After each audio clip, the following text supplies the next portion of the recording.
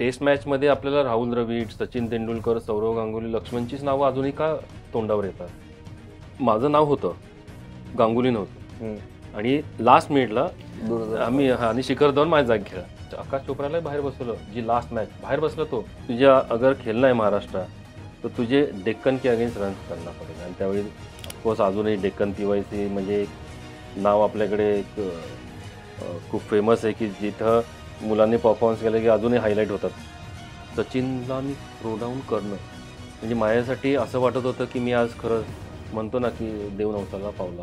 आत्ताच काही दिवसांपूर्वी महाराष्ट्र क्रिकेट असोसिएशनशी बोलताना हा विषय मी मांडला. तो धोनी असं काही धोनी म्हणजे नाही टेस्ट मॅचमध्ये की 60-70 बॉलमध्ये 50 करायला पाहिजे, लेकिन तेरा ॲटिट्यूड मुंबईवाला खडूस आहे क्रिकेट. तो धोनी म्हणजे कॉन्फिडन्स देणारा. तुझे कुछ करना नहीं, तू मुझ पे छोड़, मुझे स्ट्राइक दे, तू अपना एक साइड से रहे. संध्याकाळी अंबाती रायडू यायचा तो ना क्या रे जी ऐसा कर, अरे खेल ना 260 300 करने का ना, ऐसे टुकू टुकू करता है. आणि म्हणजे मेरा गेम ही वैसा है, अरे मार ना छक्का तो मार. आणि टेस्ट टीम अनाऊन्स होणार होती. भारतीय संघाची घोषणा, गौतम गंभीर select, SS Paul select, Dinesh Karthik आणि धीरज जाधव. मला हे कळालं जेव्हा सौरव गांगुलीने 100 केली ती मॅचला. त्या 100 केली, 100 केल्यावर त्यांनी वर मारला, आउट झाला आणि आत आला. कुछ है चीज़ें जो हम senior players will sort out, we have manager, तो इसका इफेक्ट हमारा मैच पे नहीं आना. जो भी हम लोग विल सॉर्ट आउट. गांगुलीने झिम्बाब्वेला येऊ नये तेव्हा सचिन पण बहुतेक त्यांना काहीतरी इंजुरी झाली होती. म्हणजे ज्या दिवशी 100 झालीच्या जागी ज्या दिवशी मॅच जिंकलो त्या दिवशी माझा वाढदिवस, केक कापला, सगळं हे झालं, तोपर्यंत पण माहित नाही. म्हणजे ज्या दिवशी 100 झाली, ज्या दिवशी मॅच जिंकलो त्या दिवशी माझा वाढदिवस, केक कापला, सगळं हे झालं, तोपर्यंत पण माहित नाही. केक कापल्यावर मग मीटिंग झाली, नंतर हे असे बॉम्बस्फोट.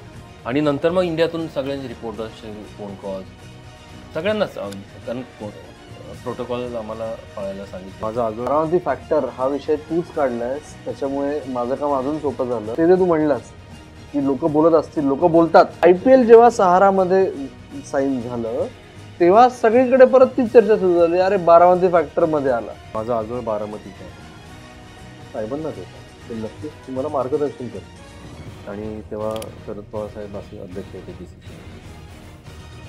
त्यांना मी इंग्लंडमध्ये जाऊन भेटतो. म्हणजे मी एक सर्वसाधारण कुटुंबातला आहे, परंतु मला संधी मिळणं गरजेचं होतं.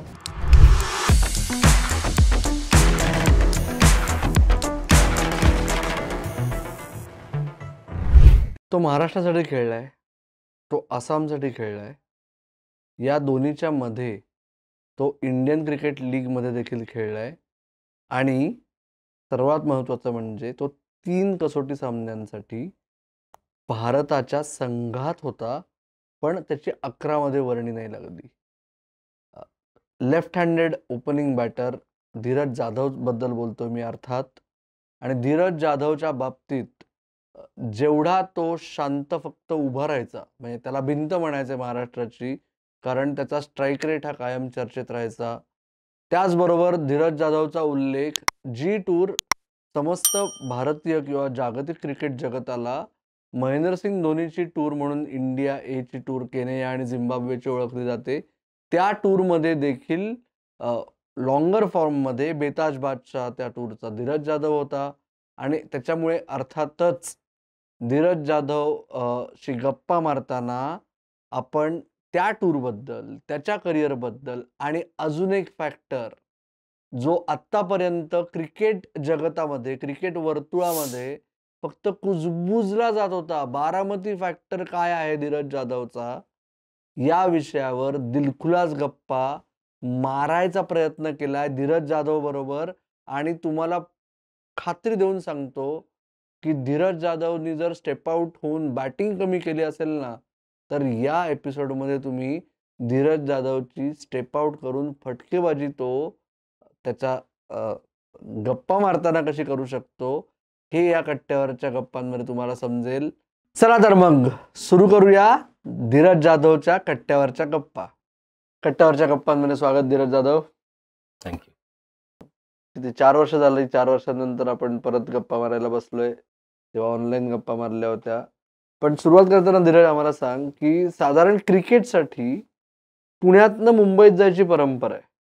तुझ्या बाबतीत पर्सनल कारणांमुळे तुला मुंबईत क्रिकेट सुरू केल्यानंतर पुण्यात यावं लागलं. ते कसं काय झालं?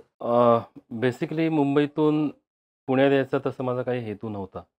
कारण मी जेव्हा क्रिकेट सुरू केलं, मी चेंबूर जिमखानाला खेळायचो आणि तिथं म्हणजे विनोद कांबळी यायचा, आणि चांगले चांगले प्लेयर्स खेळायचे. तेव्हा मी खूप ज्युनियर होतो आणि मुंबईतलं क्रिकेट हे सर्वांना माहिती आहे काय क्रिकेट आहे, किती त्यांनी चांगले प्लेयर्स प्रोड्यूस दिले. परंतु सगळ्यांना माहिती आहे की 94-95ला जे राईट झाले होते आणि त्या कारणामुळे काही पर्सनल फॅमिली आमचे प्रॉब्लेम झाले आणि त्यामुळे मला पुण्यात येणं भाग पडलं.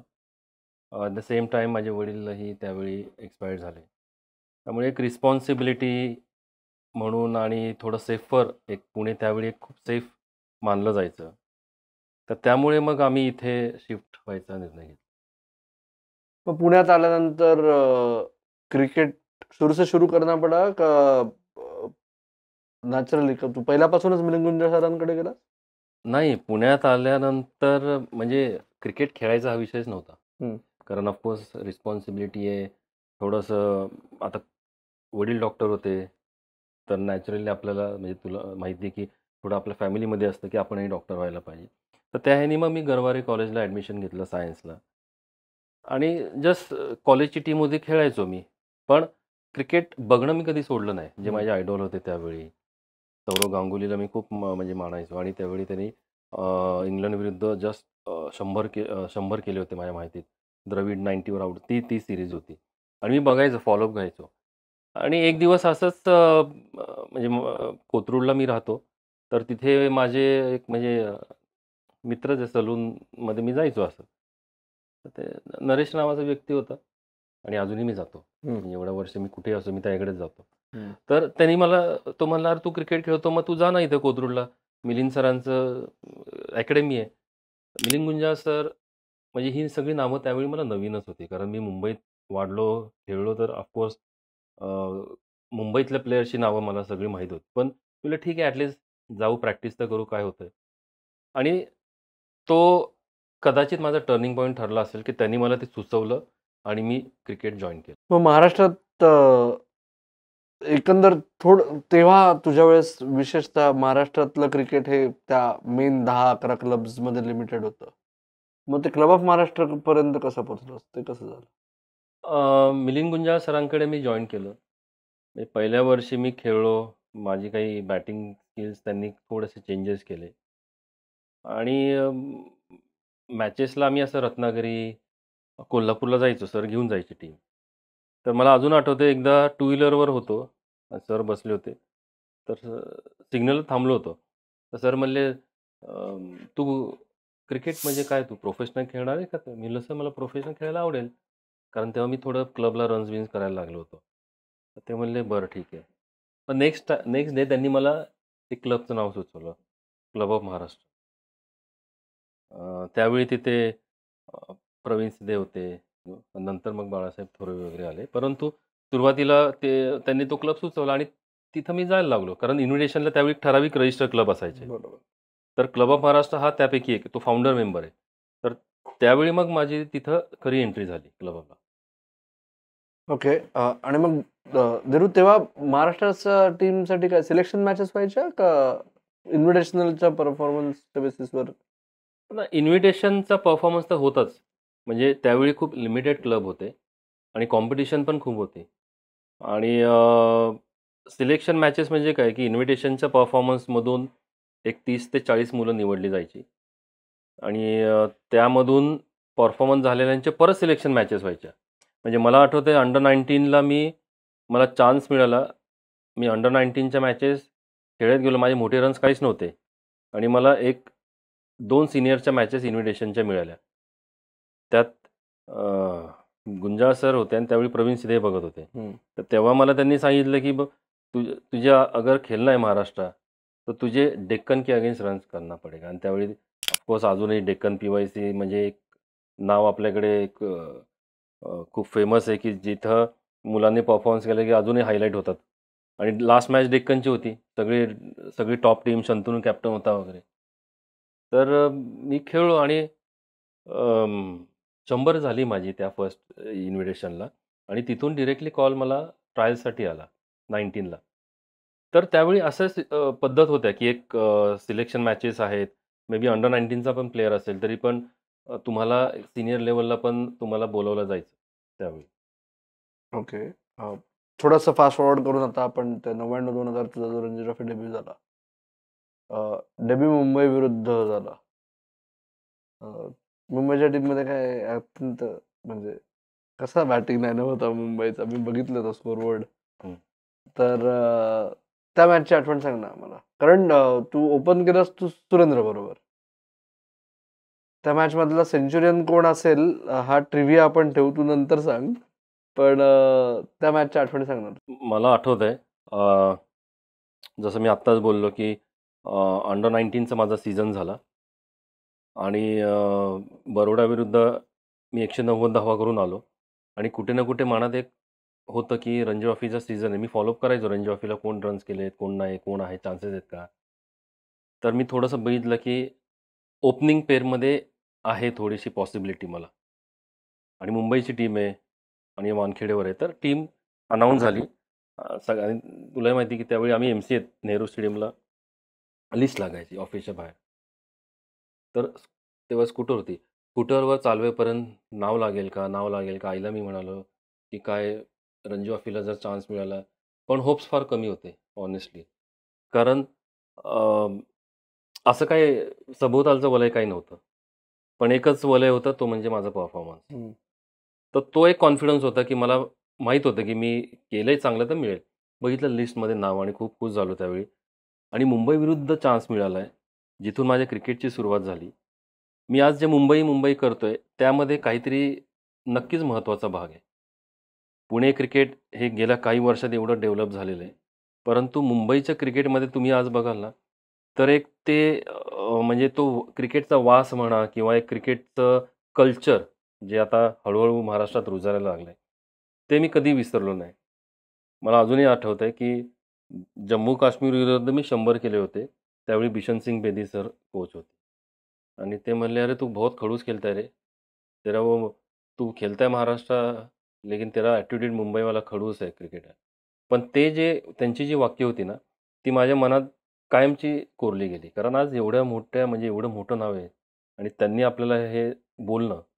त्यामुळे मुंबई विरुद्ध मला संधी मिळाली आणि ती पण वानखेडेवर, जिथं मी टाइम्स ऑफ आपलं टाइमशील्ड खेळलो एअर इंडियाकडून आणि जिथं मला स्वतः संजय मांजरेकर यांनी मला एअर इंडियासाठी कॉन्ट्रॅक्टसाठी मला हे केलं, फक्त मुंबईच्या मॅचवर.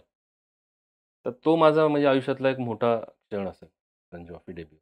त्या मॅचची आठवण एखादी तू आता उल्लेख केलास, पण ते कसं झालं मग ते संजयचं? ते मॅच बघायला आले होते आणि त्यावेळी म्हणजे ए डिव्हिजनचे रणजी ट्रॉफीच्या परफॉर्मन्सवर घ्यायचे आणि संजय मांजरेकर सरांना माझं टेक्निक फार आवडायचं. कारण टिपिकल टेक्निक म्हणजे कसं की डिफेन्स, एक तो लाल बॉल सोडणं हे, तर त्यांना तो गेम माझा फार आवडला आणि मुंबईला मी डेब्यूला 50 केले.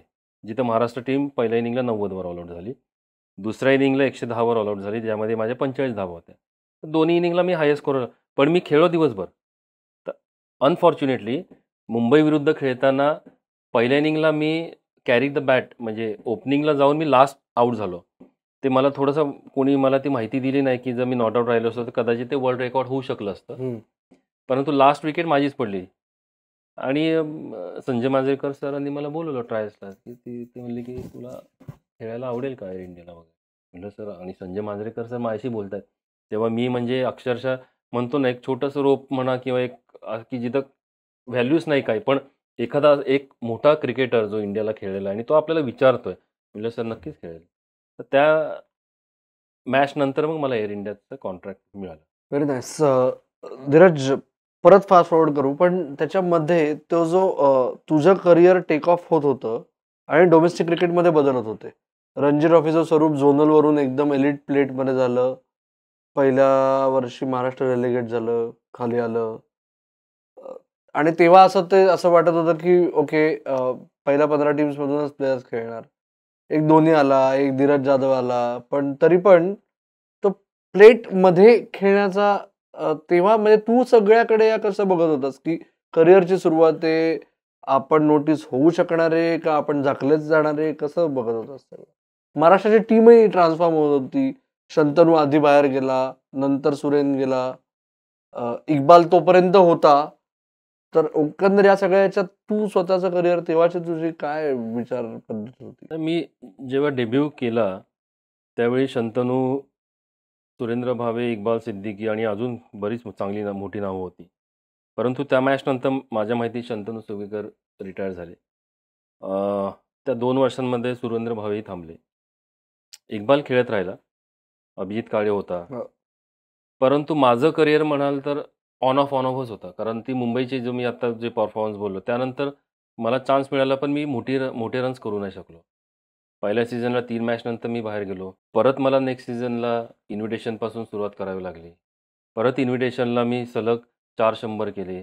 मग परत तेच प्रोसेस होती, सिलेक्शन, ट्रायल्स वगैरे. परत मी रणजी टीममध्ये आलो आणि त्या म्हणजे माझ्या तेव्हा झोनच असायच्या झोनच्याच लीग मॅचेस. तर मेन माझं टार्गेट राहायचं मुंबई बरोडा, कारण ह्या स्ट्रॉंग टीम होत्या.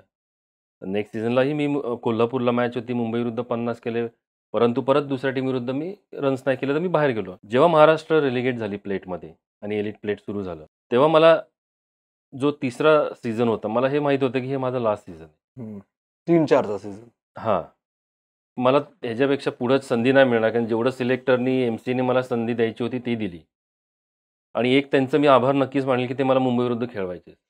आणि म्हणजे मी एवढं मला हे पण आवडायचं की मी मुंबईविरुद्ध खेळायचो. कारण मुंबईची टीम म्हणजे विनोद कांबळी, पारस मांभरे होता. म्हणजे जवळजवळ 11 पैकी 9 प्लेयर तर इंडिया प्लेयरच होते. म्हणजे त्यांना ग्राउंडवर बघून पण मग एक मोटिव्हेशन यायचं की मी ह्यांच्या अगेन्स्ट खेळणं हे माझं नशीब असावं कदाचित. त्यामुळे मुंबई विरुद्ध खेळताना एक तो वेगळाच हे असायचा. परंतु तो सेम माइंडसेट मला दुसऱ्या टीमबरोबर यायचा नाही. I don't know why. पण तिसऱ्या सीझनला मला माहीत होतं हे माझं शेवटचं आहे. Either or. आणि मला अजूनही आठवतंय की पुण्यात आम्ही शिफ्ट झालो होतो एका कारणासाठी. आणि मी गरवारे कॉलेजला होतो, सायन्स करत होतो. परंतु प्रॅक्टिकल्स वगैरे एक्झामला जायचो, परंतु बाकीचं माझं लक्षच लागत नव्हतं. कारण मला ऑलरेडी मी रणजी ट्रॉफी खेळलोय. पण 3-4 रणजी ट्रॉफी खेळलोय. मग त्यातून मला माझं करिअर होणार आहे का मला माहिती काहीच नाही होणार. मग मी एकदा बसलो आईशी बोलत की असं-असं आहे. मला खूपच मी अक्षरशः असं लोळलो की आता माझं काही नक्की नाही हे नाही. आणि मी खूप असा रन्स का होत नाही, मुंबई विरुद्ध करतोय, होत काय नाही, हे नाही, ते नाही. आई म्हणली, "तुला जे करायचंय फक्त एवढंच जबाबदारी ठेव, की तुझी बहीण आणि आम्ही या दोघांची जबाबदारी तुझ्यावर आहे. तू क्रिकेट खेळ, डॉक्टर हो. तुला आम्ही कुठे थांबवणार नाही." पण ते तिचे जे वाक्य आहेत, तिचे जे शब्द आहेत, ते मला एवढे लागले की मी म्हटलं, "ठीक आहे, मी मुंबई विरुद्ध करू शकतो, तर बाकीच्या टीम विरुद्ध का नाही करू शकत?" आणि तिसऱ्या सीझनला आपण रेलिगेट झालो. पहिली मॅच मिळाली सौराष्ट्र, राजकोटला. आणि फर्स्ट इनिंग होती आणि हेही मला माहीत होतं की मी फर्स्ट इनिंग फेल गेलो तर मी बाहेर आहे आता. कारण ते वातावरणच तसं झालं होतं सगळं. पहिल्या इनिंगला डे एंडला बॅटिंग आली. म्हणजे सगळ्यात ओपनिंगला प्रेशर सिच्युएशन असते. पण मी म्हणजे खेळलो. थोडंसं क्रुशियल होतं, प्रेशर होतं. मला आठवत होतं की थोडंसं नाही म्हणजे आऊट झालो. थोडंसं खूप निगेटिव्ह गोष्टी येत होत्या मनात. पण एवढंच होतं की आऊट व्हायचं नाही. जे काय होईल आऊट व्हायचं नाही. तो सर्व्हाइव्ह केला दिवस. नेक्स्ट डे खेळलो. माझी आणि ऋषिकेशची पार्टनरशिप झाली. आणि मी 50 केले त्या इनिंगला. पण तो 50 ती 50 म्हणजे हाफ सेंचुरी त्यांनी माझा कॉन्फिडन्स खूप हाय झाला. तो कॉन्फिडन्स कारण मला मग कळलं की मी 50 केले, मला ॲटलीस्ट 3 इनिंग तरी मिळणार आहेत. बरोबर. मग 3 इनिंग मिळणार आहे म्हणजे नेक्स्ट मॅच माझी आहे. मग तो कॉन्फिडन्स माझा वाढला. नेक्स्ट मॅच होती ओरिसा. त्या ओरिसाला परत फर्स्ट इनिंग फेल. मी म्हटलं चल माझ्या मागे एक 50 तरी आहे आता. त्याचा फायदा, त्या कॉन्फिडन्सचा फायदा मला सेकंड इनिंगला मिळाला. आम्हाला फॉलो काहीतरी 70 का 80 मध्ये ऑल आउट झाली महाराष्ट्र टीम ओरिसा विरुद्ध. 77. 77 हो. आणि बल्लू सर कोच होते ओरिसाचे आणि आपले पारस मांभरे होते. पारस मांभरे मला एवढंच बोलले, की "तुझी ही इनिंग आहे. तुला एवढंच सांगतो, की तू स्वतःची 30-40 रन कर." कारण 30-40 केलं तर एक इनिंग वाढेल ना. म्हणजे ही ढकलगाडी मी त्यावेळी अशी चालवत होतो, की मला माहिती कारण हे शेवटचा सीझन आहे. मी म्हटलं 100 तर खूप लांबची गोष्ट आहे, पण 30-40, 30-40 करून निदान मला माझे इनिंग्स मिळतील आणि नेव्हर नो एखादी इनिंग मला मिळेल. सेकंड इनिंगला मी खेळलो छान म्हणजे देवाशीष मोहंती बॉलिंगला होता. चांगला तो त्यांनी अर्ली 2-3 विकेट पण काढल्या वगैरे. आणि थोडासा कॉन्फिडन्स मला त्यावेळी आला होता, कारण मी ऑलरेडी त्या बॉलरला पाहिलं होतं ओरिसाच्या फर्स्ट इनिंगला.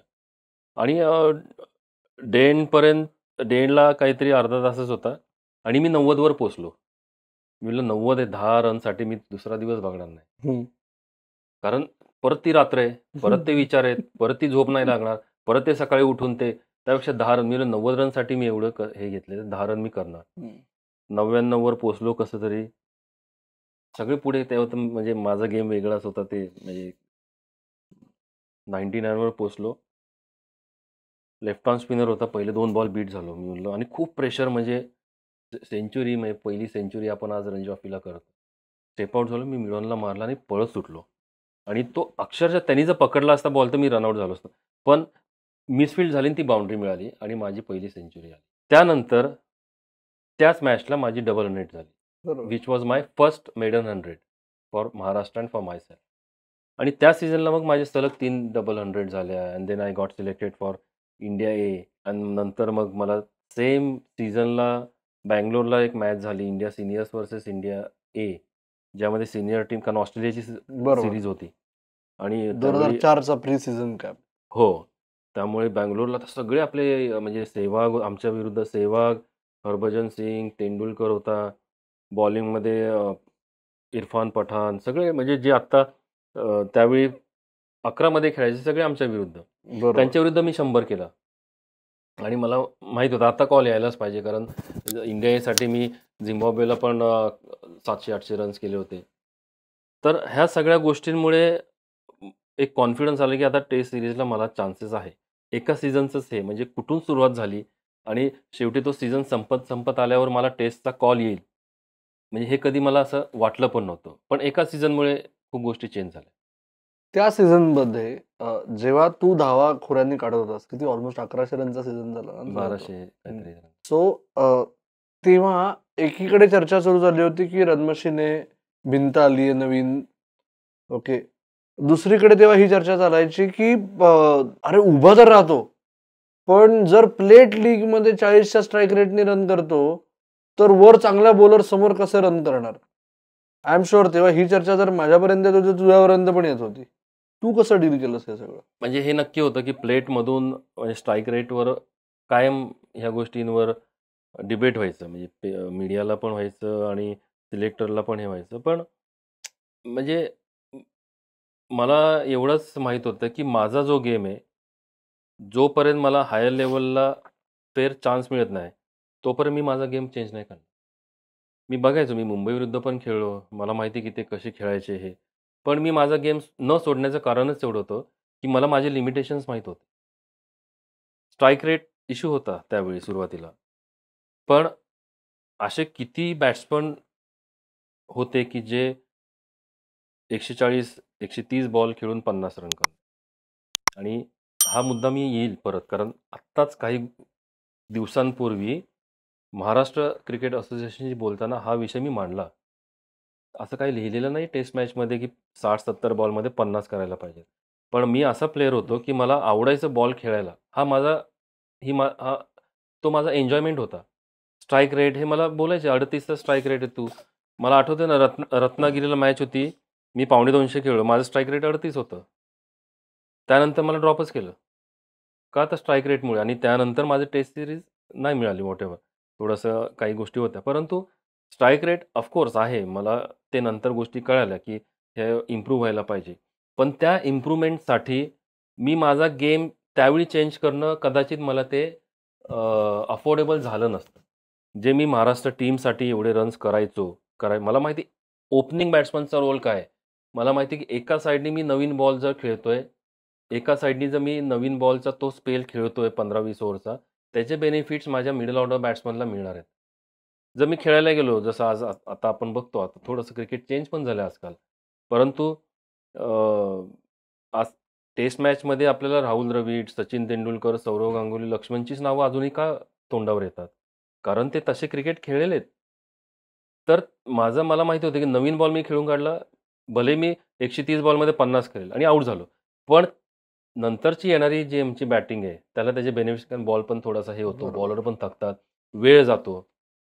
तर त्यामुळे मी ते माझ्या त्या गेम प्लॅनवर स्टिक राहिलो. ओके. एका ओपनिंग बॅट्समनला बॉल खेळण्याचं महत्त्व होपफुली जर कोणी होतकरू ओपनिंग बॅट्समन बघत असेल तर त्याला हे समजेल याच्यातनं.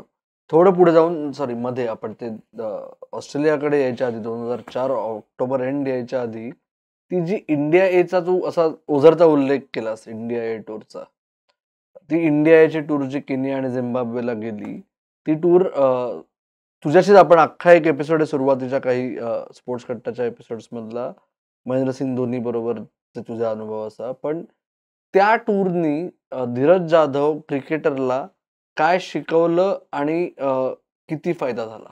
इंडिया ए टूर झिम्बाब्वे आणि जी केनियाची झाली आमची, ती माझ्यासाठी म्हणजे मी म्हणेल ना की तो एक वेगळा टर्निंग पॉईंट म्हणता येईल. कसं आहे की प्रत्येक प्लेअरला जसं मी म्हणालो की इन्व्हिटेशनला मी पहिली 100 केली. त्यानंतर मला इंडियाला चान्स मिळाला कारण प्लेटमध्ये चान्स.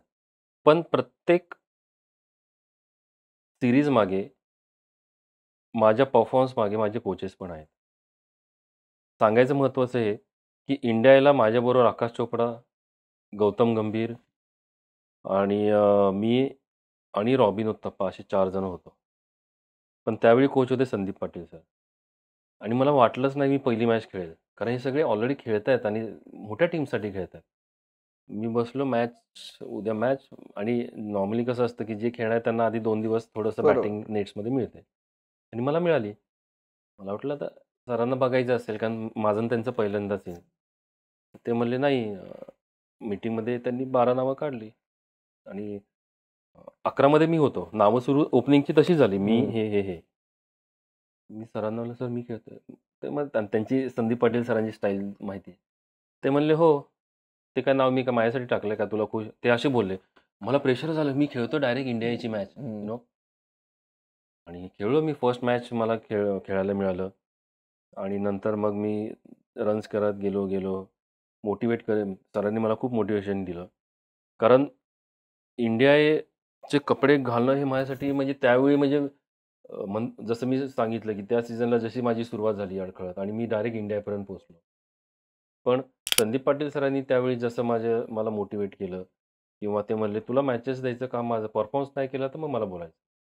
आणि कारण कॉम्पिटिशन होती. आकाश चोप्रा त्यांनी एक मॅच आकाश चोप्रालाही बाहेर बसवलं. जी लास्ट मॅच बाहेर बसला तो आणि त्या मॅचला मी 260 केला. माझं खरं म्हणजे जे मी हायलाइट जे माझे परफॉर्मन्स झाले ते लास्ट मॅचमुळे झाले. आणि मला अजूनही आठवतंय संदीप पाटील सर हेच बोलले होते, की सुरुवातीला तू काही कर, पण जो फिनिशिंग टच असतो ना सीरीजचा, तो तू जर चांगला केलास तर तुला चान्स आहे.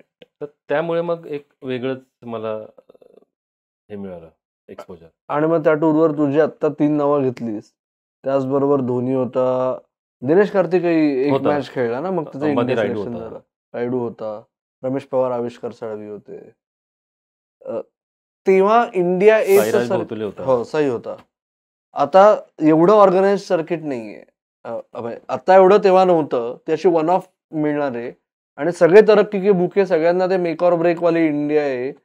मग तेव्हा तुम्ही लोक अनवाइंड कसं करायचं किंवा मॅच नंतर कसं एकत्र राहायचं किंवा म्हणजे कॉन्शियसली करावं लागायचं की नाही व्हायचं तेवढं की जो तो स्वतःचा विश्वास असायचा? नाही त्यावेळी म्हणजे कसं असायचं की आत्ताचे प्लेयर्स कसे मी बघतो ना, आता मी कोचिंग काही स्टेट टीमला केलेलं आहे.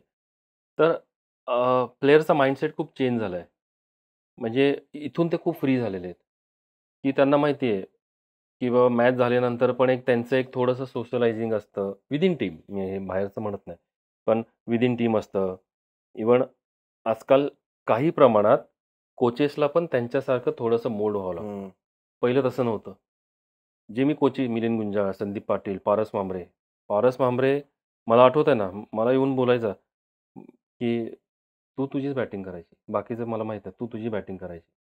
पण ते जे बोलण्यात जे कुंपण असायचं ना, ते आम्ही फॉलो करायचो. आत्ता तसं नाहीये. आता म्हणजे थोडंसं मुलांना ऑफकोर्स खूप काही संधी आहे बघायला, शिकायला. आधी तेवढं नव्हतं. सोशल मीडियामुळे पण थोडंसं चेंजेस झालेत. T20मुळे पण झालेले आहेत. शॉट्स इम्प्रूव्हमेंट झालेले आहेत. परंतु जो मुलांचा माइंडसेट आहे, तो अग्रेसिव्ह आहे. त्यामुळे थोडंसं त्यावेळी असं नसायचं, सगळे एकत्र असायचे, टीम डिनर व्हायचे. मला आठवतंय ना, मी तर ज्युनियर असायचो. मग कधी तो साईराज म्हणायचा, "चल जाते." मग दोघं-तिघं पारस मांबरे ते थोडासा मी त्यांच्याबरोबर मला बसायला मिळतं हे पण मला त्यावेळी खूप मोठं वाटायचं. पण काय बोलतात, काय आहे, ह्या गोष्टी शिकायला मिळतात, ज्या कदाचित थोडंसं आजच्या क्रिकेटमध्ये लॅक होतं. पण त्या टूरवर सर्वात मस्तीखोर कोण होतं? मस्तीखोर म्हणजे तसा तो अंबाती रायडू एक होता. किस्सा सांग. तो कलाकार म्हणजे तो आउट होऊन जरी आला ना, तो असा आउट एक तर त्याची हैदराबादी भाषा ती. "ए धीरज भाई, ते ए तू क्या रे कहता है?" तो म्हणजे तो असं म्हणजे मला एक प्रेशर माझं ऑफ व्हायचं कारण काही लोकं पण आहेत. तो धोनी. धोनी म्हणजे जेवढा शांत तेवढा तो म्हणजे कॉन्फिडन्स देणारा समोर. की मला आठवतं पाकिस्तानची मॅच होती आपली फायनल आणि आम्ही खेळत होतो. तर तो मारत होता. तो म्हणला, "तुझे कुछ करना नहीं है. तू मुझ पे छोड़. मुझे स्ट्राइक दे. तू अपना एक साइड से रह." पण हा कॉन्फिडन्स होता. नंतर तो कलाकार म्हणजे काय तो संध्याकाळी अंबाती रायडू यायचा तो म्हणाला, "क्या रे धीरज, ऐसा कर. अरे खेल ना 260 300 करने का ना. ऐसे टुकू-टुकू करता है." आणि म्हणले, "मेरा गेम ही वैसा है." "अरे मार ना, छक्का तो मार." अरे सी मी जसं म्हणलं, की माझ्या गेमला माझे लिमिटेशन्स होते. त्यावेळी मी 6 मारले, की मला अजून आठवतं इचलकरंजीला माझी पहिली 6 मी मारली आणि त्यावेळी अख्ख्या ड्रेसिंग रूममध्ये सगळ्यांनी उभ्या राहून टाळ्या मारल्या. पण मला जेवढं क्रिटिसाइज करायचं तेवढं मला आवडायचं पण. कारण मला म्हणजे साईराजने तर मला एकदा सांगितलं होतं त्याच टूरला, "तू 6 मार एक. तुला मी ना ही ट्रीट देतोय." पण मी 6 मारून आउट झालो तर माझी इनिंग जाईल. मला काही फरक नाही पडत. मी म्हणलं, "साई नको ना, काय तू बॅटिंगला आला." तर असे काही म्हणजे थोडंसं हे व्हायचं, पण जेणेकरून आमचं एक बॉन्डिंग व्हायचं, की थोडंसं आम्ही एकत्र येऊन खेळायचो. आमच्यासारखे जे ज्युनियर प्लेयर्स होते त्यांचं प्रेशर रिलीज व्हायचं अशा सीनियर प्लेयर त्यामुळे थोडंसं छान वाटायचं जेव्हा त्या ड्युरेशनमध्ये मी जे काही क्रिकेट खेळतो. ओके. चल आता आपण ऑक्टोबर एंडला येऊ. फायनली तो जो फोन कॉल आला, कोणाचा आला? दलपतचा आला का महाराष्ट्र क्रिकेट असोसिएशनमधून आला? की चौथ्या टेस्टसाठी वानखेडेला जी नाही ना. निवड झाली ते तेव्हा कसं मला कळलं? आठवतंय. नाही फोन कॉल आले नंतर. हं. पण ॲक्चुअली मी तेव्हा घरीच होतो आणि टेस्ट टीम अनाउन्स होणार होती. तेव्हा ते ॲटलीस्ट न्यूजला तरी यायचं ना. तर फोन तर त्यावेळी होतेच, पण फोन पूर्ण फुल साउंडवर हं. आवाज नाही का रिंगटोन वाजवायची. न्यूज चॅनल मराठीतल्या लावलेल्या आणि टीम अनाउन्स झाली आणि तेव्हा संदीप पाटील सर ते स्टार न्यूजवर असायचे तेव्हा. बरोबर. तर आली. Match coverage team. हां, तेच ते. हां. आणि आली. तर टीम अनाउन्स आणि मला आठवतंय आत बसलो होतो आई आणि मी, माझी बहीण होती जेवत. आलो आणि भारतीय संघाची घोषणा. जेवण असं खाल्लं, हार्टबीट वाढले.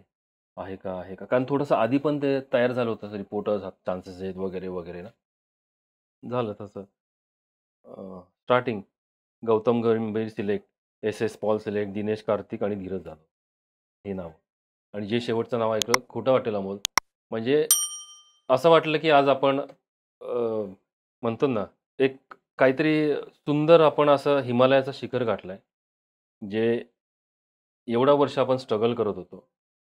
कधी आयुष्यात असं वाटलं नव्हतं की आज आपण इथंही पोहोचू शकतो. ती एकच न्यूज मी पाहिली.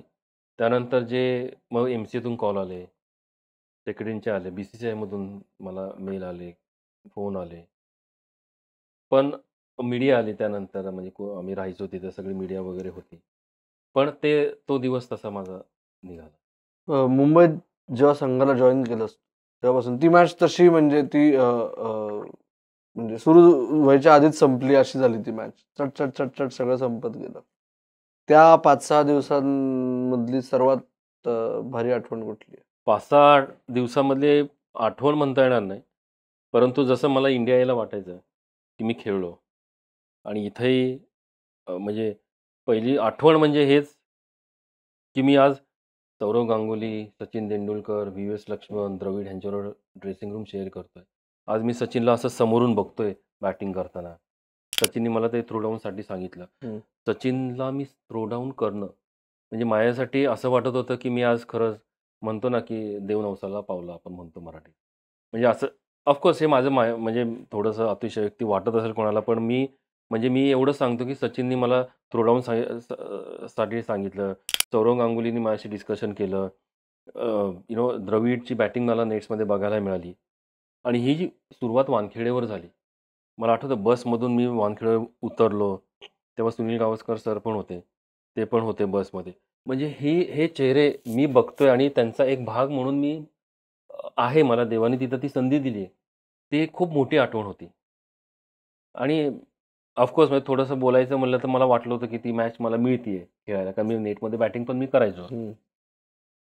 पण थोडंसं म्हणजे आदल्या रात्री मीटिंगमध्ये मी होतो 11 मध्ये आणि वानखेडेवर माझा डेब्यू, रणजीचा माझा डेब्यू वानखेडेवर आणि इंडियन टीमसाठीचा पण माझा डेब्यू वानखेडेवर होणार हा माझा दृढ विश्वास होता.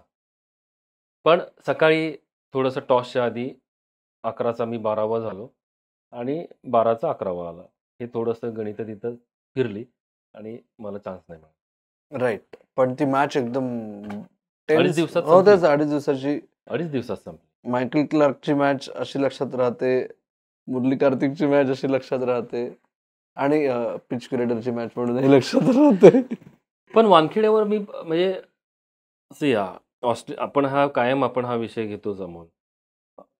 इंग्लंडला गेलं की बॉल स्विंग होतो, तिथं आपण स्ट्रगल करतो. ऑस्ट्रेलियात तर थोडंसं बाउन्सी ट्रॅक. आपल्या इथं टर्निंग ट्रॅक हे नॅचरली मिळणारच आहेत. आता तो 2.5 दिवसातच मॅच संपली.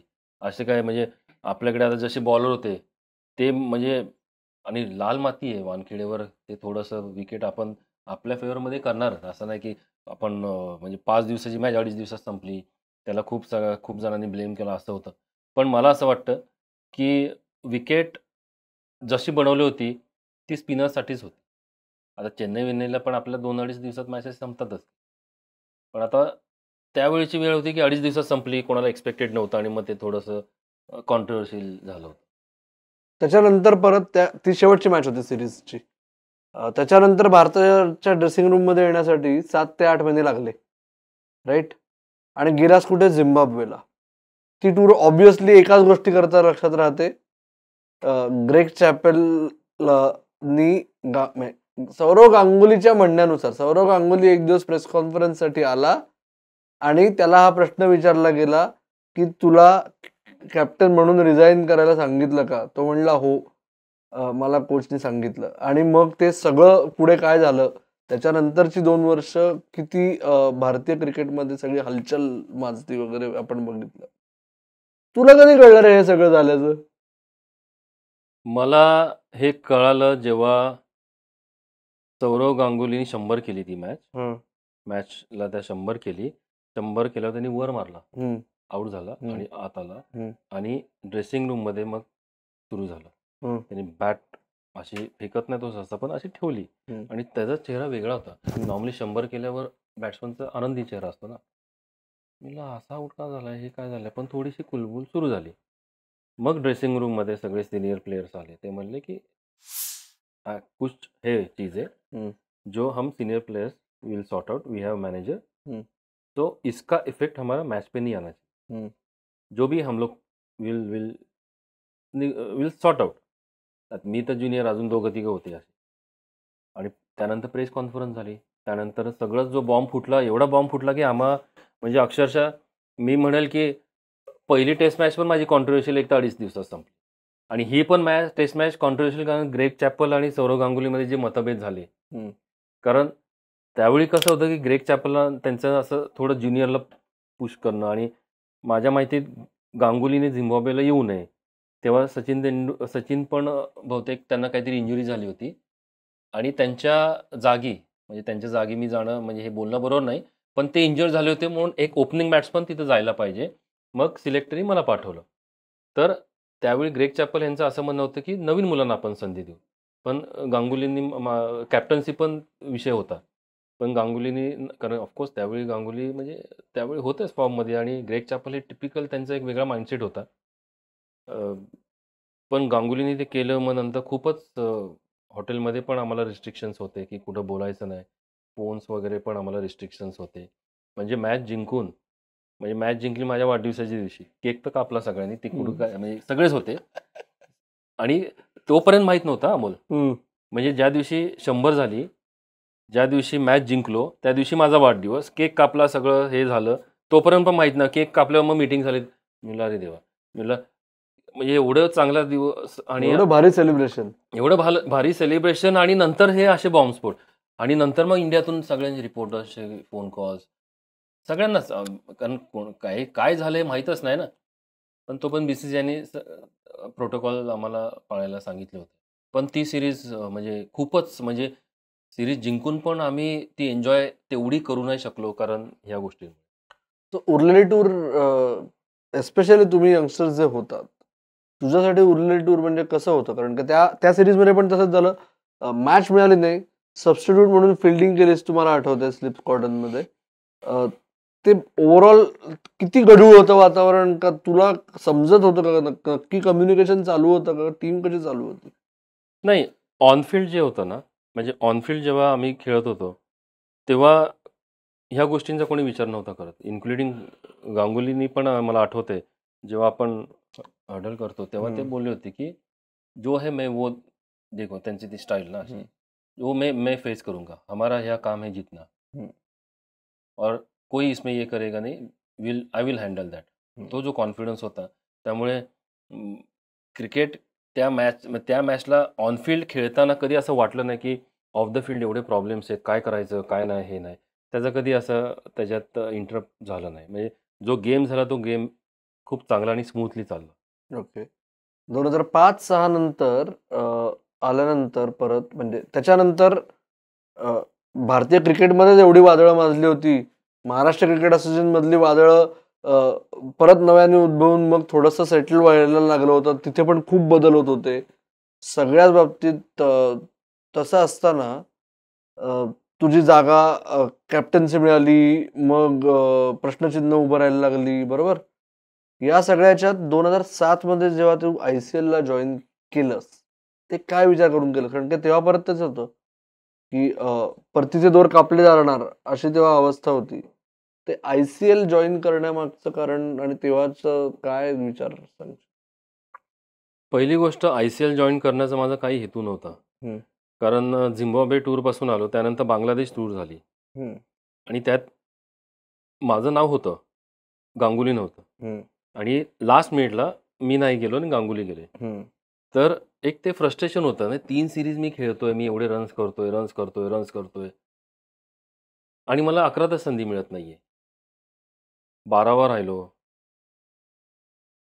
आणि मीटिंगमध्ये सांगायचे you are going to play. आणि माणूस रात्रभर थोडंसं हे असतं ना माइंडसेट, की ना मी आता खेळणार आहे, वानखेडेवर खेळणार आहे, ना मी हरारेला खेळणार आहे किंवा. पण टेस्ट मॅचेसला मला ती संधी नाही मिळाली, तरी पण मी रन्स करत राहिलो. आणि मीनव्हाईल काय झालं, की मी महाराष्ट्रात आलो. मला माहीत होतं तेव्हा तो सीझन पण महत्त्वाचा होता. आणि मी मागच्या वेळी जसं मग आता बोललो, की रत्नागिरी विरुद्ध मी 175 धावा केल्या. आणि स्ट्राईक रेट कमी होतं. त्यानंतर कोच होते, बाहेरचेच कोच होते, रिस्पेक्टेड कोच होते. खूप रिस्पेक्ट करायचो मी. मोठं नाव आहे, जास्ती घेत नाही. मी घेऊ. कारण धीरज जाधव आणि वादळ हे कायम आहे. पण हे वादळ मी अमोल स्वतः नाही तयार केलं. हे मी वादळ मला समोरून आलेले आहेत. कारण मला कदाचित त्याची सवयच आहे. जसं मी सांगितलं, की पहिली टेस्ट मॅच 2.5 दिवसात संपली, कॉन्ट्रोवर्सी झाली. झिम्बाब्वेला ग्रेग चॅपल हे झाली, ती कॉन्ट्रोवर्सी झाली. इथं मला कमबॅक करायला मिळाला, पण त्यावेळी मी एकटा ड्रॉप केलो, पण बाकीची टीम तीच राहिली. त्यावेळेचं कारण ते मला जमायचंच नाही, की मी कोचेसच्या बरोबर बसायला पाहिजे किंवा त्यांनी जे लिहिलेलं ते मी होला हो. मला ते जमायचं नाही म्हणजे काय, मला ते माझ्या स्वभावात नव्हतं. कोणाला वाटत असेल, की मला ॲटिट्यूड आहे किंवा मला असं नाही आहे ते. माझी सुरुवातच तशी झाली आहे. आमचे जे कोच होते मिलिंद सर, त्यांनी आम्हाला एकच वाक्य शिकवलं, तुमचं नाणं खणखणीत पाहिजे. आणि त्याच्यावर मी अजूनही मी कायम आहे. ह्याच्यात मी सर एक संधी द्या ना सर, प्लीज द्या ना सर, प्लीज द्या ना. आणि आज मी सांगतो, मी कोणाला हे करत नाही, पण इंडियन टीमच्या आज 3 टीम्स आहेत तशा बघितल्यात तर. त्यावेळी एकच टीम होती. त्या एक टीममध्ये 11 येणं, ते पण हे 5 ते 6 जण होते. त्यांना म्हणजे त्यांची कॉम्पिटिशन तर होऊ शकतच नाही, कारण ते ऑलरेडी सिमेंट होते, ती म्हणजे सिमेंट जागा होती. परंतु त्यावेळी मला ड्रॉप केलं आणि त्यावेळी माझ्यासाठी कोणी शब्द नाही उचलला. मग मला क्लब ऑफ महाराष्ट्राने सपोर्ट केला काही प्रमाणात. आणि माझं फ्रस्ट्रेशन निघणार ना, बोलणार कधीतरी रिपोर्टिंग, काहीतरी माणूस बोलतो. आणि कसं होतं, शेवटी आपण ABC बोललो, की तिथं ABCD लिहिलं जायचं. थोडंसं त्यावेळी ते झालं. हम्म. आणि मग ते लिहिल्याचं मग ते क्लबनी सपोर्ट केला. त्यावेळेचे अध्यक्ष होते ते. तरी पण एम-सी-एने मला सपोर्ट केला त्यावेळी. परंतु फक्त कदाचित थोडंसं प्रशिक्षकांनी मला त्यावेळी सपोर्ट केला असता, तर मी एम-सी-एने पण मला बोलवलं. ते म्हणले, "ठीक आहे." त्यावेळी श्रीलंका आणि बोर्ड प्रेसिडेंटची मॅच होती आणि मला अजूनही आठवतंय. अजय शिर्के सर प्रेसिडेंट होते आणि महाराष्ट्र आणि बेंगॉलची मॅच होती आणि बोर्ड प्रेसिडेंट आणि बरोबर. श्रीलंकेची मॅच होती बँगलोरला, जिथं शिखर धवन इंजर्ड झाला. सॉरी, मीच इंजर्ड झाले ती मॅच. आम्ही आणि शिखर धवन माझ्या जागी खेळला. तर अजय शिर्के सर मला त्यावेळी ड्रॉप झाल्यानंतर पण मला म्हणाले, की "तू महाराष्ट्राला खेळणार, म्हणजे तुला ही मॅच खेळायची, मी खेळवतो. तुला बोर्ड प्रेसिडेंटला जायचं तर तू जा. तू मला सांग." म्हटलं, "सर तुम्ही बघा, माझा एक चान्स आहे कमबॅकचा आणि मला त्यावेळी शिर्के सरांनी मला हेल्प, म्हणजे ते म्हणले, "ओके, तू जा बिंदास, काय हरकत नाही." आणि महाराष्ट्र इथं हरली, मला असं वाटतं. म्हणजे सर्वांनी 100% हां. तर ते म्हणजे थोडंसं ती पण गोष्ट कॉन्ट्रोव्हर्शियल झाली, की मी महाराष्ट्र सोडून मी प्रेफरन्स दिला. पण आज मला स्वतः असे एम-सी-एतले जे टॉप ऑफिशियल्स त्यांनी मला एक कॉन्फिडन्स दिला होता त्यावेळी, की तू हे कर, हे. पण जे ऑन फील्ड काही गोष्टी घडल्या माझ्या अगेन्स्ट, तिथं थोडंसं मग मी हे झालो. आणि ऑब्व्हियसली म्हणजे अमोल, फ्रँकली स्पीकिंग, अंडर 19 म्हणजे 17 वर्षाचा असल्यापासून अदर दॅन क्रिकेट मी खूप काही गोष्टी फेसेस केलेल्या आहेत ऑफ द फील्ड. म्हणजे रिस्पॉन्सिबिलिटीज आहेत. आपण रिस्पॉन्सिबिलिटी म्हणतो, पण आपण जसं आपलं कोणी आहे, की त्याला आपण एक तयार करतो आणि मग त्याला रिस्पॉन्सिबिलिटी देतो. तसं माझ्या बाबतीत नव्हतं. म्हणजे मी तयार व्हायच्या आधीच माझ्या अंगावर खूप काही गोष्टी पडल्या होत्या.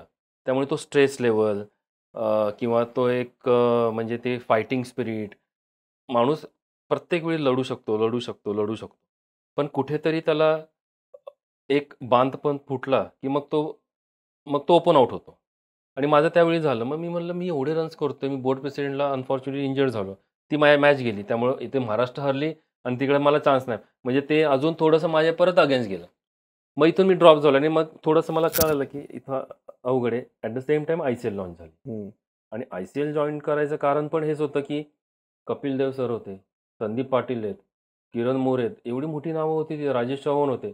आणि स्वतः कपिल देव सरांनी मला कॉल केला. ते म्हणले, "ऐसा-ऐसा है, T20 हम लॉन्च कर रहे हैं. Are you interested?" आता त्यांना नाही कोण म्हणणार. मी म्हणलं, "चालेल, करतो." आणि मग आय-सी-एल जॉइन केलं आणि मग त्यानंतर आय-पी-एल आली.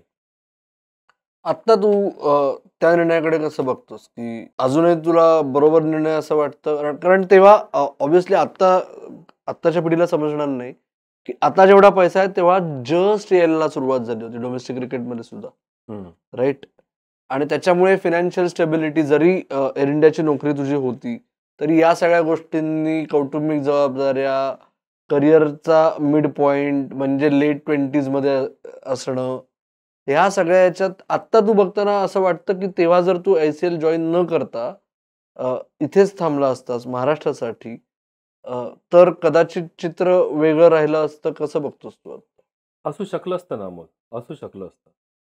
पण मी जसं मी काही जी मोठी नावं आहेत महाराष्ट्रातली, त्यांच्याशी मी चर्चा पण केली. पण म्हणजे त्यांचं एवढंच म्हणणं होतं, की हा कॉल शेवटी माझा आहे. मला अजूनही आठवतंय, की ते म्हणले, की "तुला तो निर्णय घ्यायचा आहे, की काय करायचं आणि काय नाही." आणि मग मी आय-सी-एल जायचं कारणच एवढं होतं, की मी म्हणलं, की जर इथं मला नाही खेळायला मिळालं आणि तेव्हा तर प्रोफेशनल खेळणं बाहेरचं नव्हतंच. मी इंग्लंडला खेळायचो, काउंटी तो भाग वेगळा होता. परंतु इंडियात प्रोफेशनल खेळायचा माझ्या मनात विचार पण नव्हता आला. आणि मी म्हणलं, आय-सी-एल आहे, एक एक्सपोजर मिळतं डायरेक्टली, कारण त्यावेळी एवढं हायलाईट झालं होतं आय-सी-एल. पाकिस्तानची टीम होती, लाहोर बादशाह, इंजमाम वगैरे. आणि तिथून ते परत असं होतं, की काही परफॉर्मन्सेस काउंट होतील आणि नंतर पुढे होपफुली चान्स मिळतील. आणि ह्यांच्या तेव्हा मीटिंग्स व्हायच्या, कपिल देव वगैरे काय. पण ते एक होप होता, की म्हणलं इथं नाही, निदान मला खेळायला तरी मिळेल. तर मग आय-सी-एल मी त्या ह्यांनी जॉइन केलं असं. मग आय-सी-एलच्या बाबतीत तिकडे गेल्यानंतर काही दिवसांनी तुला असं वाटलं आगीतून फोपाट्यात पडणं झालं, की महाराष्ट्रामधून आय-सी-एल सावळा गोंधळ ठरला ना? 2 वर्ष आय-सी-एल खूप चांगलं चाललं. पण जसं मी म्हणतो ना, की कुठलाही निर्णय हे वरच्या पातळीवर होतात. तो जो निर्णय होतो, तो सगळ्यांना घेऊनच होतो असं नाही. निर्णय झाला, आय-पी-एल लॉन्च झालं, आम्ही सरेंडर केलं. सगळ्यात नुकसान झालं मुलांचं. मी फॉर्च्युनेट होतो, की त्यावेळी मी ठरवलं की महाराष्ट्राला नाही खेळायचं. कारण कसं असतं, की थोडंसं नवीन इनिंग मला चालू करायची होती आणि इंग्लंडमध्ये वर्ल्ड कप चालू होता. तर मी म्हटलं आता करायचं काय? महाराष्ट्राला तर खेळायचं नाही, तर करायचं काय? तर थोडीशी मी माहिती घेतली की कोण प्रोफेशनल घेतं वगैरे. तेव्हा आसाम एक होतं, घेत होते, गोवा घ्यायचे. आणि मग तिथून मी प्रोफेशनल सुरू झालो खेळायला. पण ती प्रोफेशनल पण सहजासहजी नाही मिळाली. म्हणजे आत्तापर्यंत कधीच मी कोणाला जाऊन बोललो नाही, कधीच नाही. पण एक होतं की माझा आजोळ बारामतीचा आहे आणि तेव्हा शरद पवार साहेब असे अध्यक्ष होते BCCIचे. तर मी म्हणलं की ठीक आहे, मी साहेबांना जाऊन भेटतो तरी. आणि मी हे आज बोलतोय ह्याचं कारण पण हे, की कदाचित वाटत असेल की मी कोणामुळे खेळलोय. पण अमोल, मी एवढं सांगतो की कदाचित त्यावेळी त्यांनी मला ती संधी दिली नसती ना, तर मी आज आसामला एक यशस्वी प्रोफेशनल क्रिकेटर म्हणून झालो नसतो. त्यांना मी इंग्लंडमध्ये जाऊन भेटलो. सगळे आपले होते. तर त्यांना मी लिटरली सांगितलं की सर, हे माझे परफॉर्मन्स आहेत. मला संधी हवी. मी म्हणत नाही मला इंडियन टीम, पण मला संधी, माझं एज आता 28, माझ्याकडे अजून 10 वर्ष आहेत. त्यांनी बघितलं सगळं. तेव्हा तिथे आसामचे अध्यक्ष होते गौतम रॉय. ते म्हणले, "आप लेते हो तो देखो." त्यांनी लगेच फोन केला, सेम इयर मला. मी म्हटलं, "सर थँक यू." आणि नेक्स्ट टाईम मी हे बोलायचं कारण काय, की आपण जे म्हणतो की एक असतो वशिला आणि एक तो प्लॅटफॉर्म क्रिएट करून देणं, एक संधी देणं. आसाममध्ये मी पहिल्या ह्याला 800 रन केले. त्यानंतर मी आता IPLवर पण येतो. त्यानंतर मी त्यांना जाऊन भेटलो, पवार साहेबांना. मी म्हटलं, "सर थँक तुम्ही मला संधी दिलीत आणि हे माझे परफॉर्मन्स." ते म्हणले, "मला कळाले परफॉर्मन्स." म्हटलं, "सर थँक पण मी आभारी राहीन की मला माझ्या म्हणजे मी एक सर्वसाधारण कुटुंबातला आहे, परंतु मला संधी मिळणं गरजेचं होतं. त्यामुळे ते म्हणले, "नाही ठीक आहे." मग असं झालं आणि IPLला मी असंच बसलो होतो घरी. फोन येतील, नाही का, आपलं 800 रन केलेत आता काय, यायलाच पाहिजे ना. पण ते परत तोच की काहीच म्हणजे त्याच्यावरून IPLचं झालंच नव्हतं त्या सीझनला तरी. बारामती फॅक्टर हा विषय तूच काढलायस, त्याच्यामुळे माझं काम अजून सोपं झालं. मी येणारच होतो त्या विषयावर, की ते जे तू म्हणलास, की लोक बोलत असतील, लोक बोलतात, ते तुला मला दोघांनाही माहितीये. तर तू जो उल्लेख दिलास, की वशिला लावणे आणि त्यांनी नकळत थोडासा पुश मिळून फायदा होणे.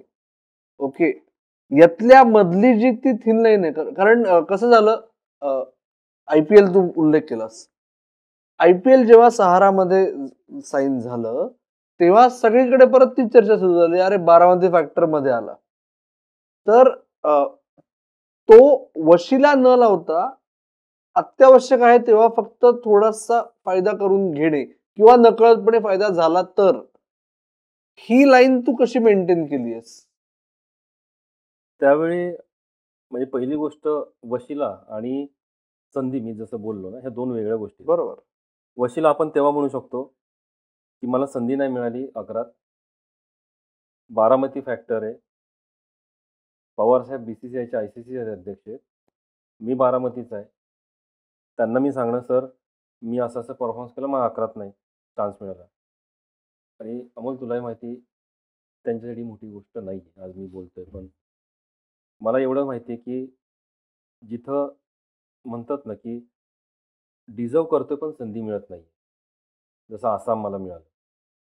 आणि मला अजूनही आठवतंय, मी पवार साहेबांना पहिल्यांदा भेटलो. ते कधी, म्हणजे बारामतीचा मी आहे. साहेब तर हे बारामतीचे आहेत, पण ऑफकोर्स त्यावेळी अध्यक्ष पण होते.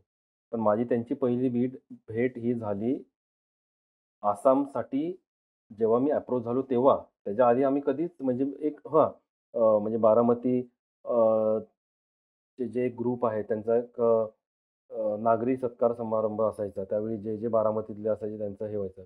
तर ते जे काही बारामतीतली मोठी नावं आहेत त्यांच्या हस्ते तो सत्कार व्हायचा. तर तिथपर्यंत होतं. परंतु साहेबांना मी भेटण्याचं कारण एवढंच होतं, की मी जायचं कुठं? पहिली गोष्ट. मी 28व्या वर्षी माझं करिअर संपवायचं का? बरं, असं पण नाही की मी परफॉर्मन्स केलाय. मग मला काहींनी सुचवलं, की तुम्ही साहेबांना भेटा. ते नक्कीच तुम्हाला मार्गदर्शन करतील. आणि मीच भेटलो. मी म्हटलं, "सर, मी तुम्हाला म्हणत नाही मला खेळवा. फक्त मला संधी द्या. मी संधी आणि मला अजूनही आठवतं मी साहेबांना म्हटलं, "सर मी तुमचं नाव घेऊन नाही देणार. मला संधी द्या. मी जर संधीचं चीज नाही केलं तर मी परत येणार नाही. फक्त मला प्लॅटफॉर्म हवा आहे." कारण हा प्लॅटफॉर्म मी मागितला ॲट द एज ऑफ 29. माझं क्रिकेट करियर सुरू झाले 18 वर्ष. मी 10 वर्षानंतर मागितलं. जर मला आधीच मागायचं असतं तर मी मी अजूनही रिग्रेट करतो, की मी 11त का नाही खेळू शकलो. आणि आजकाल अमोल मी पण तुला सांगतो, की जेवढी मुलं खेळतायत ना, शुभेच्छा आहेत. चांगलं आहे, की सगळ्यांना संधी दिली आहे बी-सी-सी-आयनी. आज झिम्बाब्वेला आपली वेगळी टीम जाते, ऑस्ट्रेलियाला वेगळी टीम जाते, एशिया कपला वेगळी टीम जाते. त्यावेळी तसं नव्हतंच. आणि आज आपल्या मुलांना खूप एक्सपोजर पण मिळायला लागले थ्रू बी-सी-सी-आय. कारण वेळ पण बदलत गेली. पण त्यावेळी जर मी वयाच्या पहिल्या सीरीजनंतर मी भेटलो असतो, मी सा केलं असतं. हा मला विश्वास आहे. पण मी का नाही केलं? कारण मला माहिती होतं, की नाही मला परफॉर्मन्सवर जायचंय आणि मला एक स्वतःला प्रूव्ह करायचं. पण जेव्हा मला वाटलं, की नाही हे खूप गोष्टी म्हणजे हे व्हायचं म्हणजे मला संदीप पाटील सरांचं वाक्य अजूनही आठवतंय. ते बोलले होते, की "तू खेळतोस, पण तू स्मार्ट क्रिकेटर नाहीयेस. हं. तुला ते स्मार्टनेस नाही जमत." मी म्हटलं, "सर म्हणजे काय?" ते म्हणले, "जाऊ दे तुला काय सांगायचं." मी म्हटलं, "हो." मी म्हटलं, "आता ठीक आहे." माझ्या ह्याच्यात म्हणजे प्रत्येक इनिंगला रन्सच व्हायला पाहिजेत. प्रत्येक इनिंगला रन्सच व्हायला पण असं नाही होत. कुठं ना कुठं एक पॅच असतो, की थोडंसं अप्स अँड डाउन्स होऊ शकतं. आणि तो जेव्हा झालं, जेव्हा माझी सहनशक्ती संपली, सगळ्यांना फेस करून झालं, हे कॉन्ट्रोव्हर्सी, ती कॉन्ट्रोव्हर्सी, ज्यामध्ये माझा प्रत्यक्षपणे काहीच सहभाग नसायचा. इथूनही मी ड्रॉप झालो, तेव्हा माझं काहीच इन्व्हॉल्व नव्हतं. परंतु जेव्हा हे गोष्ट आली, तेव्हा मी त्यांना दिल्लीत जाऊन सगळं म्हणजे इंग्लंडला जाऊन सगळं बोललो हे आणि त्यांनी 10 मिनिटात मला आसामची संधी. 800 रन केल्यानंतर जसं मी तुला बोललो, की IPLला मला चान्स येणारच आहे. मी बसलोय असा फोन घेऊन, आता येईल. अननोन नंबर आले की उचलायचं. ओके, नाही आला. माझे तो सीझन गेला आणि नंतर पुणे वॉरियर्स आले. मी म्हटलं आता मी करणार आणि मी गेलो परत तिथे साहेबांकडे. मी म्हटलं, "सर असं-असं." साहेबांनी खूप म्हणले, "अरे परफॉर्मन्स." म्हणलं, "सर परफॉर्मन्स आहे. 1 वर्ष मी असंच बसलोय सर आणि तुम्ही मला संधी दिली. जर मी कुठे कमी पडत असेल तर सर प्लीज तुम्ही संधी देऊ नका." ते म्हणले, "बघेल, ठीक आहे." मी म्हटलं, "बघतो मी." आलो दुसऱ्या दिवशी, तिसऱ्या दिवशी असं बसलोच होतो. परत फोन आला. मुंबईचा नंबर आला. होपफुली काय असेल. तो सहारा मॅनेजमेंटचा कॉल होता. त्याला असं-असं हे झालं. गेलो मी. ठीक आहे. मी खेळलो नाही. मी 3 वर्ष कॉन्ट्रॅक्टवर प्लेयर होतो. पण अमोल एकच सांगतो, की असे असंख्य प्लेयर आहेत आज आपल्या भारतामध्ये, की ज्यांना परत मी म्हणतो वशिला आणि संधी. वशिलेवाले वशिला म्हणण्यापेक्षा, की बाबा आज माझी IPLची टीम आहे. तर मला माहिती आहे, की हा कुठले चांगले प्लेयर्स घ्यायचे आहेत. प्लस काही प्लेयर्स घ्यायचे. आता ह्या प्लसमध्ये माझे लाइक्सचे प्लेयर आणि हे नॅचरल आहे. त्यात मी आधीचे प्लेयर तेच घेणार, की जे परफॉर्मन्स देणार आहेत. सहारा टीममध्ये मी माझे रेकॉर्ड्स आहेत. तेव्हा प्रवीण आमरे कोच होते. अजून 1-2 जण होते. मी आनंद होता, दीपदास गुप्ता मॅनेजर होता. मी ते T20 सिलेक्शन मॅचेस व्हायचे ना, तिथंही मी रन्स केलेत. भलेही माझ्यावर टेस्ट रेड बॉल एक्सपर्ट म्हणून होतो. पण 35 बॉलमध्ये 50 किंवा 36 बॉलमध्ये 55 असे मी रन्स केलेले आहेत सिलेक्शन ट्रायलला. तरी पण मला संधी नाही मिळाली. पण मी म्हटलं ठीक आहे. पण त्यानंतर मग मी मी भेटलो. ते म्हणले, "ठीक आहे, तुला कॉन्ट्रॅक्ट मिळालं ना?" मी म्हणलं, "हो सर." आणि मला अजून आठवतंय. गेट टुगेदर होतं पुणे वॉरियर्सचं आणि सुब्रत रॉय सगळे होते. त्यांचा अजून ते दीपदास. त्यांनी मी बसलो होतो. त्यांनी मला बोलावलं. ते म्हणले, "ओ धीरज जाधव कौन है?" मी गेलो. "Yes sir." अच्छा. मी नंतर ते दीपदासला म्हणलं, "अरे कैसे?" "नहीं वो एक था ना ऊपर से वो था ना, तो उनको जानना था वो धीरज जाधव कौन है?" पण म्हणजे मी हे सांगेन, की आपल्या म्हणजे आज आपल्याकडे असंख्य कॉम्पिटिशन आहे. आज महाराष्ट्रात माझे कमबॅकचे चान्सेस गेले. आज मला म्हणजे खूप वाईट वाटतं, की मला एक टेस्ट मॅच मिळू शकली असती. एवढं तर माझे परफॉर्मन्सेस होते. पण नाही मिळू शकले. असतात काही गोष्टी होत्या किंवा काय. वानखेडेला मी 11त खेळणार. त्यानंतर मग माझ्या जागी दिल्लीचा प्लेयर खेळला. मी 12वा राहिलो. मुंबईच्या मीडियानी मला त्यावेळी खूप सपोर्ट केलं. अ, पुण्याच्या मीडियानी त्यावेळी खूप सपोर्ट केलं. म्हणजे हेडलाईन्स होत्या, की मी आता महाराष्ट्राचा आपण माझ्या मते ऋषिकेश कानिटकर, अभिजित नंतर मी होतो. पण मी स्क्वॉडमध्ये राहिलो. तर एक ते फील मला का राहिलं, कारण मला माहिती मी प्रत्येक स्टेजला मी रन्स केलेत, पण मला संधी दिली गेली नाही. आणि त्यासाठी मी आज जे बारामती फॅक्टर जे आपण बोलतो, त्यात चुकीचं काहीच नाहीये. कारण बारामती फॅक्टर म्हणजे आज जे आपले गुरु आहेत किंवा जे आपले मार्गदर्शक आहेत, आपण त्यांचा सल्ला घेतोच की. बरोबर. हां, जिथं परफॉर्मन्स नाही तिथं कदाचित मला साहेबांनी संधी पण दिली नसती. पण मला हा विश्वास आहे की मी माझ्या परफॉर्मन्सच्या मेरिटवर मी त्यांना काहीतरी म्हणतोय की मला संधी द्या. मी त्यांना म्हणलो, "सर माझे हे बघा मी एवढे रन्स केलेत इंडिया याला 800 रन्स. मला 11 तुम्ही चान्स द्या." नसता दिला हा भाग नसताच झाला. परंतु मला माहिती होतं, की आज साहेब आहेत, त्याचा कुठलाही म्हणजे माझ्यामुळे त्यांनाही काही गोष्टी फेस करू नये. म्हणजे मीडिया तर तुला माहिती आहे कशी आहे. आणि ह्या सर्व गोष्टींची मी काळजी घेत राहिलो. त्यामुळे मला म्हणजे मी स्पष्टपणे सांगेल, की आज भारतामध्ये असंख्य कॉम्पिटिशन आहे. आत्ताच्या घडीला माझ्याकडे असे अनेक प्लेयर येतात, की सर माझे परफॉर्मन्स आहेत, आम्ही काय करायचं? 23-24व्या वर्षी प्लेयरनी क्रिकेट थांबवलेले आहेत. बरोबर. तर त्यामुळे वशिला आणि संधी देणं ह्या 2 वेगळ्या गोष्टी. तो आज तू छातीठोकपणे सांगू शकतोस, की तुझं जे बारामती कनेक्शन आहे. शरद पवारांचं नाव वाचून धीरज जाधवनी गैरफायदा घेतला नाही, हे तू छातीठोकपणे सांगू शकतो? नक्कीच. कारण जिथं साहेबांनी मला संधी दिली, आसाम आहे. आता आय-पी-एलला मला चान्स नाही मिळाला. पण जिथं मला संधी मिळाली आहे, तिथं मी चांगलं करून दाखवलेलं आहे. आणि जर मी चांगलं केलं नसतं, जेव्हा मी साहेबांना बारामती स्टेडियमचं मी जेव्हा प्रपोजल दिलं, की मला ग्रामीण भागात क्रिकेट अकॅडमी चालू करायची आहे. तर कदाचित त्यांनी तीही संधी मला नसती दिली. हं. आणि हे मी बोलण्याचं कारणच एवढं आहे, की आज जी माझ्यावर जबाबदारी आहे, खूप अजूनही सांगतो, आत्ताही काही येणाऱ्या म्हणजे आत्ताही काही महिन्यांपूर्वी काही गोष्टी झाल्या. मुलांना मार्गदर्शन करण्यापासून, बारामतीतली मुलं पुढे आणण्यापर्यंत, त्यामध्ये पण खूप अप्स एंड डाउन्स झाले. त्यात पण काही कॉन्ट्रोव्हर्शियल स्टेटमेंट्स माझ्या अगेन्स्ट दिले गेले. पण त्या प्रत्येक गोष्टीसाठी मी समर्थ आहे. का समर्थ आहे? कारण ज्यांनी मला ही संधी दिली आहे, त्यांना कुठेही गालबोट लागून देणार नाही ही जबाबदारी माझी आहे. आज बारामती अकॅडमी, बारामती स्टेडियम सचिन तेंडुलकर यांनी ओपनिंग केली. त्यानंतर 3 वर्ष बंद होतं. पूर्ण तालुक्यामध्ये आत्ता तर झालेच स्टेडियम, पण पूर्ण तालुक्यामध्ये असं स्टेडियम नव्हतं. मग त्यावेळी मी साहेबांना अप्रोच झालो. मी म्हटलं, "सर असं-असं आहे." त्यावेळी मी म्हणजे परत आता अजून एक नवीन नाव ना ते तर म्हणजे ऑफकोर्स माझ्यापेक्षा खूप मोठंच आहे. हं. परंतु तेव्हा ते म्हणजे जस्ट अशी ओळख झाली होती अकॅडमी आणि तेव्हा मला रोहितदादा भेटले.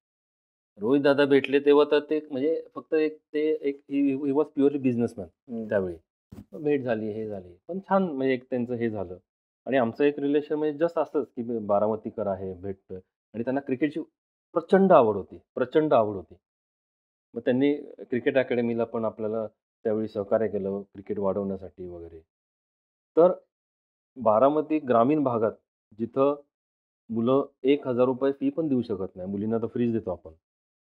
अजूनही अमोल एवढं मोठं स्टेडियम आहे, कदाचित तू ते बघितलं असेल. त्या मोठ्या स्टेडियमचं पण भाडं आपण फक्त ₹5000 घेतो. व्हेअर ॲज ते स्टेडियम जर पुण्यात असतं ना, त्यांच्या स्टेडियमचे 20,000 आणि ₹25,000 भाडं असतं. आणि ते पण भाडं आपण घेतो का? जो आपला मंथली जो आपला जो खर्च आहे वगैरे, वगैरे. ते आपले आपण ते म्हणजे आपलं जे सॅलरी आहे, मेंटेनन्स आहे. आणि अजूनही तू बघशील तर ते stadium one of the best stadium आहे. पण हे स्टेडियम मला चांगलं ठेवायचंय का? कारण ते माझ्यासाठी नाही. एक पहिली गोष्ट मी कधीच कुठल्या गोष्टीचं क्रेडिट घेत नाही. मी आज जे बोलतोय, माझ्या मते मी पहिल्यांदाच आज एवढं बिनधास्त बोलतोय. म्हणजे मी बॅटिंग पण एवढी बिनधास्त केली नाही.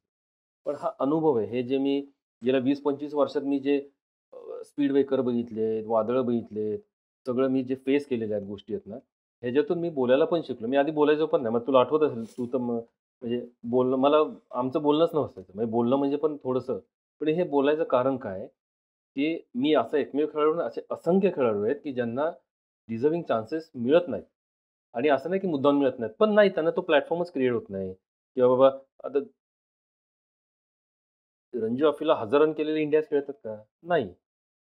ह्याचं ह्याचं उत्तर ज्याला क्रिकेट कळत नाही त्यालाही माहिती आहे. आधी तसं नव्हतं. 1000 रन केले तर निदान तो इंडिया येईपर्यंत पोहोचायचा. आता तसं नाही. आता थोडंसं चित्र बदललंय. IPLचं मध्ये आहे वगैरे वगैरे गोष्टी आहेत. त्यामुळे बारामतीतली अकॅडमी मी जेव्हा चालू केली, ती तालुक्यातल्या मुलांना चांगलं क्रिकेट खेळता यावं, त्यांना स्टेट लेव्हलला येता यावं, त्यासाठी ती आपण सुरू केली. राईट. धीरज, फार सिरियस होत आहे. थोडासा ब्रेक घेऊन एक रॅपिड फायर करू. आजची काळाची गरज आहे ती. सुरू करूया. नाही रे, तुला जो भीती वाटते तो प्रश्न मी नाही विचारणार आहे, कंट्रोल करणार आहे स्वतःला. पण ओके, मिलिंद गुंजाळ का किरण मोरे? मिलिंद गुंजाळ. मिलिंद गुंजाळ का संदीप पाटील?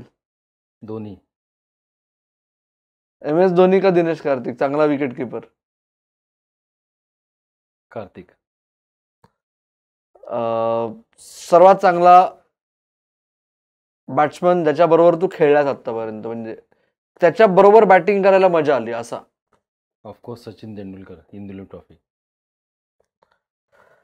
एक बॅट्समन ज्याच्याबरोबर बॅटिंग करायची राहिली रे, खूप इच्छा होती असा? माझा आयडॉल सौरव गांगुली. आज मागे वळून बघताना तुला तुझ्या क्रिकेटिंग करिअर बद्दल एक शब्दात भावना मांडायची असेल तर काय वाटतं? देवाची कृपा, मी समाधानी. Very nice. पुस्तकं का films? Films. Favourite actor? Actor खूप आहेत, पण त्यातला त्यात एक Sunny Deol. Okay. Actress? Same, सनी लिओनी. 2 सनींपैकी जास्त फेवरेट? सनी लिओनी. का? नॉट तिचे जे प्रोफेशन आहे, पण ती छान वाटते बघून. छान एक पॉझिटिव्ह फील येतं तिला. छान एक आहे तिच्यात, एक तो चार्म आहे. ओके. जर धीरज क्रिकेटर झाला नसता तर? डॉक्टर झालो असतो. आणि शेवटचा प्रश्न, धीरज जाधव क्रिकेटर का धीरज जाधव कोच? क्रिकेटर.